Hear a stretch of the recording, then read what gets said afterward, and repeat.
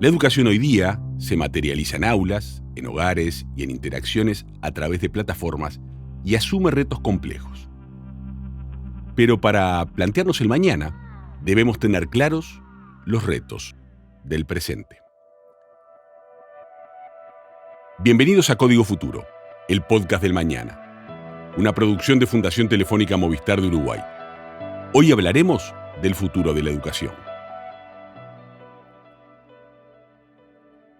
Para la profesora de la Escuela de Educación del MIT, Tricia McLaughlin, hay 4 formas clave en que la educación cambiará en el futuro cercano. La primera, la conexión, colaboración y co-creación entre docentes y estudiantes. La segunda, una educación que se dará en cualquier lugar y en cualquier momento. La tercera, la personalización para un enfoque centrado en el alumno. Y la cuarta, poniendo a prueba a las propias pruebas. Ha cambiado la sociedad, ha cambiado la forma de organizar las clases, han cambiado las diferentes etapas académicas, ha cambiado el papel del docente y también las formas de acceder a la información. Todo ha sufrido y sigue sufriendo una transformación profunda. La pandemia ha demostrado que la tecnología es una herramienta fundamental para acceder al aprendizaje y hacerlo más accesible, convirtiéndose en una convivencia productiva en concepto de Alfredo Calvo, psicólogo educador y especialista en innovación educativa. La educación se materializa en las escuelas, pero se materializa también en cómo aprendemos las personas, más allá de las escuelas, en todo lo que ocurre cuando los recién nacidos, los bebitos, y cuando aprendemos también fuera de la escuela y cuando interaccionamos con el mundo, ¿no? Entonces hay un primer impacto muy grande que tiene que ver con la capacidad que tenemos los seres humanos de venir al mundo, digamos, sin terminar, sin apurar, ¿no? Que esto nos ha dado una ventaja evolutiva enorme porque hemos asimilado gran parte de la interacción con las herramientas, con el entorno, nos ha dado una ventaja enorme con respecto a todas las otras especies del planeta, ¿no? Y entonces la tecnología, cualquier tecnología, pero en este caso la tecnología con este potencial enorme que tiene, ahora mismo en las etapas iniciales de la vida, pues impacta ya de una manera en el que se produce pues una interacción, unas posibilidades de arranque y de digamos, de aceleración de los procesos de aprendizaje, ¿no? La gran pregunta que nos estamos haciendo ahora no solo es cómo con la tecnología podemos hacer que los estudiantes o que los niños aprendan mejor, que podamos adaptarnos a sus necesidades de aprendizaje, que podamos adaptarnos y saber cuándo aprenden, en qué momento, en qué ritmo, o ofrecer información en distintos tipos de formatos, sino también lo que estamos viendo es si podemos acelerar el proceso de aprendizaje. Es decir, si podemos hacer que en algunos momentos pues, se aprendan más cosas y estas cosas tengan pues, mayor impacto y repercutan más en el desarrollo integral de las personas, de nuestros estudiantes. Sin embargo, para muchos expertos el entorno virtual nunca sustituirá la educación presencial. La tecnología también puede facilitar muchos procesos de aprendizaje, fomentar la motivación de los estudiantes e incluso facilitar la enseñanza para promover la colaboración. Entonces, ¿la tecnología es garantía de éxito? Se lo preguntamos a Alfredo Calvo. Lo que estamos analizando es que, como decías muy bien, ¿no? Con esa pregunta de si la tecnología es garantía de éxito, la tecnología, digamos, pone esos mimbres para asegurar el éxito, para dar más probabilidades de que nos vaya mejor. Pero claro, lo que nos está pasando es que cada vez, digamos, las desigualdades internacionales y en ocasiones también internas, nacionales o entre regiones, se van acuciando porque las diferencias van siendo mayores en cuanto a las posibilidades que vamos dando a un lado y a otro. Es decir, digamos que imaginemos esta situación en la que, como hemos vivido ahora mismo en la pandemia, ¿no? Es decir, hemos vivido sistemas educativos y centros escolares que han estado desconectados durante meses y otros sistemas educativos y centros escolares que nada más que saltó toda esta situación tan compleja que hemos vivido en marzo, pues de repente desde sus propias casas los escolares estaban conectados, tenían una buena conexión, tenían un dispositivo y tenían pues quizás un soporte sociocultural detrás, que entendía ese lenguaje, esa competencia de lo digital y podía pues loguear a su hijo o a su compañero a una plataforma, acompañar el proceso, ¿no? Si vamos aportando conectividad, dispositivo, competencia,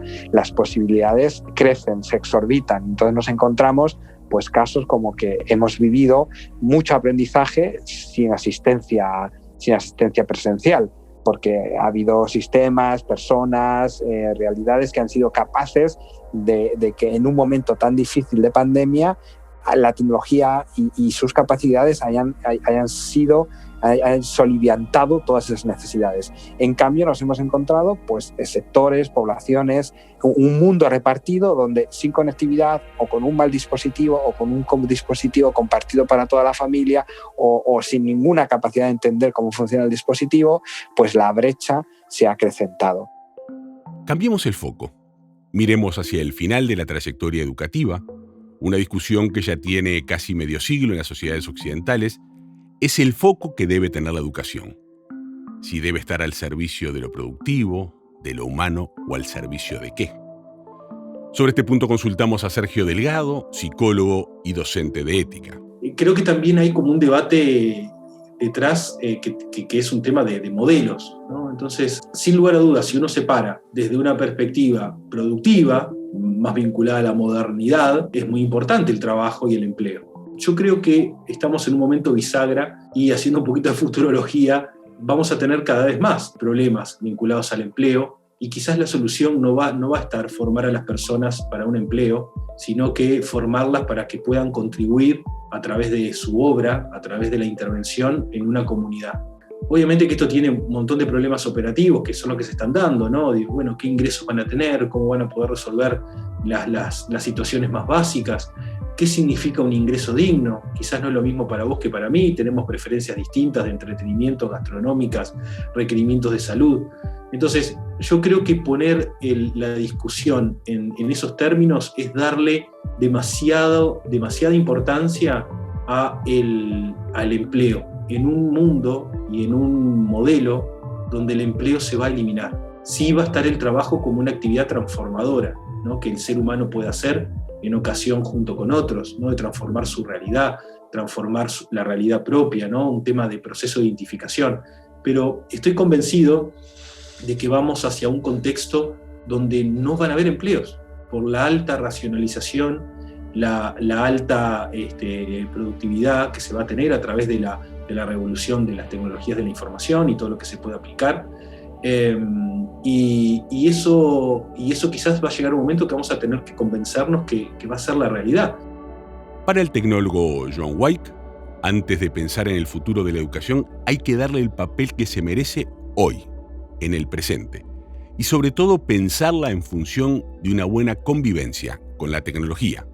Me parece que lo más importante es no caer en extremos, ¿no? Frente a la pregunta de qué estudiar, si ingeniería o comunicación, ¿no? Que como pareciese como que son las grandes, blanco y negro, las grandes rivalidades que hoy en día tenemos. Yo creo que el mundo del futuro va a requerir, por un lado, muchas personas que trabajan en ciencias duras y muchas personas que trabajan en ciencias más blandas.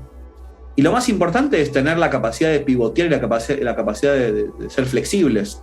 Hoy en día, no importa si uno tiene 15, 20, 25, 30, 40, 50, 60, 80 o 90 años.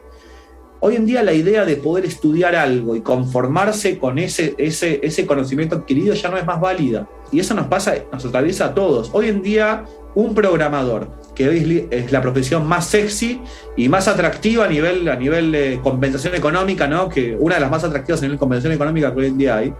Si esa persona no se sigue formando permanentemente, va de alguna forma va a empezar a agregar menos valor agregado en una cadena que está en constante crecimiento y constante cambio. Entonces yo creo que la educación tiene que fomentar que no caigamos en extremismos frente a la inclusión tecnológica. Creo que la educación tiene que fomentar, sin lugar a dudas, un modelo híbrido, un modelo donde se use tecnología, pero entendiendo cuáles son sus alcances, cuáles son sus niveles de impacto. Y de alguna forma también empezar a generar una visión crítica acerca de cómo adaptarnos frente a estos entornos tan dinámicos. Y creo que en momentos de tanto nivel de incertidumbre, de tanta volatilidad, creo que tenemos que hacernos muchas más preguntas. Vivimos un momento de la información en estado bruto nos rodea, donde todas las respuestas están al alcance de la mano. Y así lo ve Joan White. No tiene sentido fomentar que una persona memorice fechas históricas, porque la barrera de entrada cada vez es más baja, de la accesibilidad, de la conectividad y la accesibilidad técnica. La información está. La gran pregunta es, ¿qué hago con esa información? Entonces, fomentar mucho el pensamiento crítico, porque estamos en una infodemia, estamos en un tsunami informativo donde la información abunda. La gran pregunta es, ¿qué hacemos con esa información? Y cómo empezamos a tomar mejores decisiones con esa información que nos rodea. Entonces, son como algunos conceptos y algunas tendencias en materia educativa que yo creo que tenemos que empezar a darnos cuenta, y también que hasta las estructuras de poder están cambiando, ¿no? Porque si antes el conocimiento era del profesor a los alumnos, hoy en día probablemente mis alumnos sepan más que yo de algunos temas. Entonces, darles espacio también, porque hoy en día hasta las jerarquías están cambiando en materia educativa. El rol del docente está más vinculado a poder guiar en un proceso educativo y no tanto a dictar un conocimiento de una forma lineal, ¿no? Unilateral. Entonces hay que fomentar el feedback constante. Creo que son como algunas claves para empezar a pensar la educación mismo del presente, no del futuro, porque hoy en día son las reglas que nos moldean a todos. Está claro que la educación del futuro ante todo deberá ser inclusiva, es decir, un paso adelante de la actual diversidad. No puede profundizar la desigualdad, debe ayudar a construir una sociedad que contenga, en palabras del filósofo y experto en informática educativa, Pablo Romero. Desde hace mucho tiempo se viene pensando la educación en relación a los desafíos justamente de la era digital, ¿no? De la era tecnológica, y la educación está muy asociada a los requerimientos del mercado laboral, ¿no? Y el mercado laboral, como decíamos, lo decía también recién, está muy asociado justamente también a estos avances tecnológicos, a estos avances que se van dando en la era digital, y que una de las posibles secuelas también es que mucha gente se esté cayendo o quedando afuera de esa sociedad del conocimiento, ¿no? Y yo creo que particularmente, además, en nuestra región, en Latinoamérica, que sigue siendo la región más desigual del mundo, es fundamental discutir, debatir, poner en cuestión también incluso algunas bondades de esa sociedad digital, ¿no? Nosotros lo vimos ahora en la pandemia, ¿no? En el tiempo de pandemia que hemos tenido, que todavía estamos atravesando, esperemos que ya en su tramo final, pero que ha dejado secuelas enormes a nivel educativo, ¿no?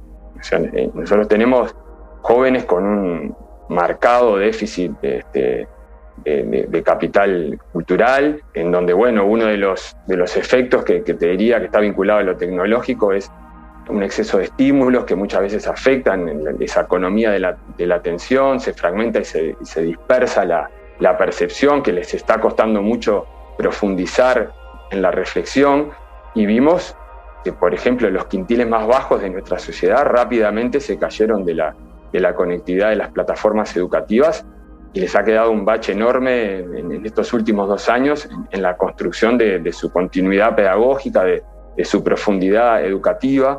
Entonces, cuando pensamos también el futuro de la educación, yo creo que uno de los principales retos que tenemos en esa construcción del futuro es el de la brecha digital.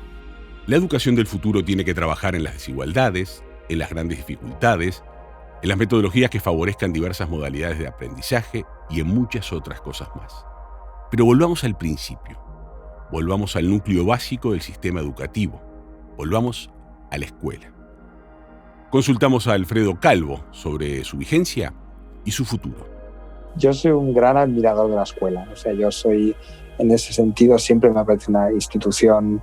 Me ha gustado mucho la escuela. Me gusta la escuela, y creo que es una institución mágica, es una institución única, es un invento muy bonito que nos hemos sacado, ¿no? Y creo que las escuelas tienen más potencial y son más bonitos que los sistemas educativos, y estuvieron ahí antes las escuelas que los sistemas educativos, y creo que las escuelas tienen más futuro que las aulas también. E incluso, casi si me apuras, las escuelas tienen más futuro que también los propios sistemas educativos, ¿no? Porque las escuelas, al final, si logramos que se conviertan en los centros de aprendizaje de las ciudades, digamos así, el símil, ¿no? Utilizamos el símil en las neuronas, ¿no? Si miramos una ciudad desde lo alto y la vemos en movimiento y la vemos con toda esa actividad que tiene, ¿no? Desde a vista de dron, las escuelas deberían ser, pues junto a otros centros culturales, deberían ser las neuronas que mueven el conocimiento de los centros urbanos de donde vivimos las personas, ¿no? Y las escuelas tienen que tener ese potencial de convertirse en esos centros de aprendizaje, ¿no? Centros de aprendizaje que sean centros de aprendizaje intergeneracionales, donde haya personas aprendiendo adultas, personas aprendiendo niños, y lo que podemos llamar ahora mismo pues, o espacios de coworking, lugares de emprendimiento, escuelas que se conecten con bibliotecas o escuelas que son ya en sí mismo bibliotecas, porque esa sería la gran inspiración y el gran potencial, y escuelas que, como decíamos, pues ofrezcan la posibilidad de que yo pueda aprender yendo a la escuela en este modelo que nosotros estamos viviendo ahora de escuela, ¿no? Que parece que tienes un horario más rígido, con unas horas y con una estructura de grupo siempre estable y determinada, o que pues pueda buscar una estructura pues mucho más blended, ¿no? Donde yo sé que hay unos tutores a unas horas determinadas, pero yo llevo pues casi mi Spotify del aprendizaje y acudo a unas sesiones de trabajo con tutores, y pues tardo unos años más quizás en sacarme el graduado, o por qué no, llevo muchos años sin sacarme el graduado y encadenando trabajos pues muy duros, y he decidido ahora volver a recuperarlo, y por eso tengo unos horarios que me permite mi trabajo, y entonces puedo acudir a unas horas y a otra, y eso es para mí las escuelas, ¿no? Yo creo que la escuela tiene que superar, y yo creo que estamos trabajando por ello, y ya lo tenemos todos en el imaginario colectivo bastante claro, ¿no? Tenemos que superar ese modelo de escuela donde las cosas pasan para todos los niños y las niñas a la vez, de la misma manera, ir impulsando cómo conseguimos que las escuelas se conviertan en centros de aprendizaje de las ciudades, de las regiones y de los sistemas educativos, ¿no? Después de haber escuchado las opiniones de este grupo de expertos, quedan otras preguntas. ¿Será que estamos tratando de tensionar un modelo que está ya llegando a su final? Y de ser así, ¿cuál es el nuevo modelo y qué tendríamos que hacer para que el pasaje de uno a otro sea lo menos traumático posible? Porque no debemos olvidar que en el medio sufren personas. Esto fue Código Futuro, el podcast del mañana, una producción de Fundación Telefónica Movistar de Uruguay.